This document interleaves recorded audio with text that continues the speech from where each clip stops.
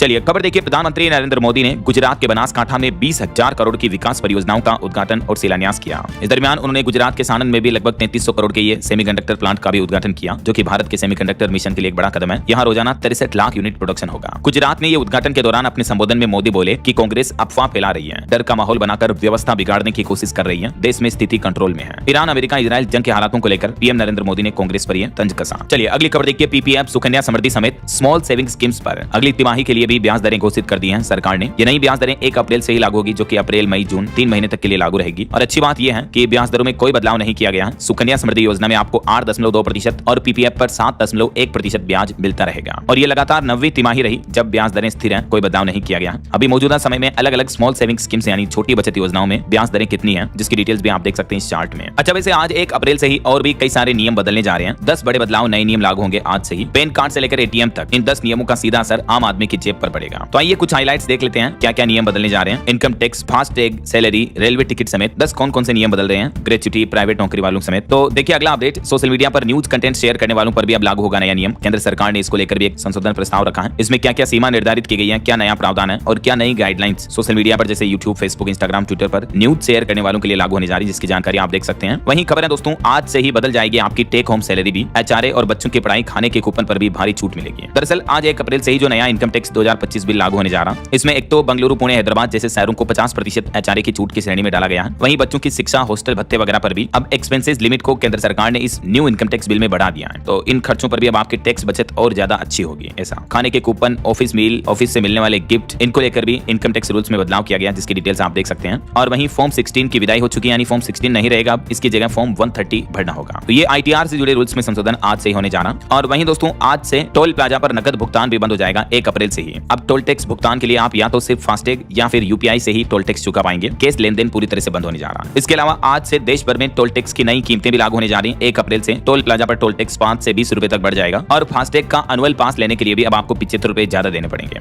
और कैश लेन भी आज से बंद हो जाएगी। चलिए अगला अपडेट देखिए, 1 अप्रैल से बदलेंगे सोने यानी गोल्ड से जुड़े नियम भी, जिनका भी सीधा असर आप पर पड़ेगा। बात कुछ यूं है कि 1 अप्रैल से सोने में निवेश यानी इन्वेस्टमेंट से जुड़े नियमों में सरकार बदलाव करने जा रही है, जिसका सीधा असर डिजिटल गोल्ड निवेशकों पर पड़ेगा। एक तो सरकार अब सॉवरेन गोल्ड बॉन्ड पर पूंजीगत लाभ कर लगाएगी, यानी इस तरह की गोल्ड से जुड़ी योजनाओं में निवेश करने पर आपको जो रिटर्न मिलेगा उस पर कुछ एक्स्ट्रा टैक्स लगेगा, पूंजीगत लाभ टैक्स के नाम से। चलिए अगला नियम अपडेट है, डीजल की बिक्री पर भी नई गाइडलाइन जारी हुई। अब ड्रम में नहीं मिलेगा तेल। पेट्रोलियम कंपनी ने पेट्रोल डीजल की बिक्री के लिए गाइडलाइंस जारी की हैं। अब ड्रम, जैरिकन वगैरह इस तरह के अतिरिक्त पात्र में आपको पेट्रोल डीजल नहीं दिया जाएगा, सिर्फ गाड़ियों में ही भरा जाएगा। ईरान जंग और पेट्रोल क्राइसिस के हालातों के बीच भी सरकार ने यह नया आदेश जारी कर दिया है।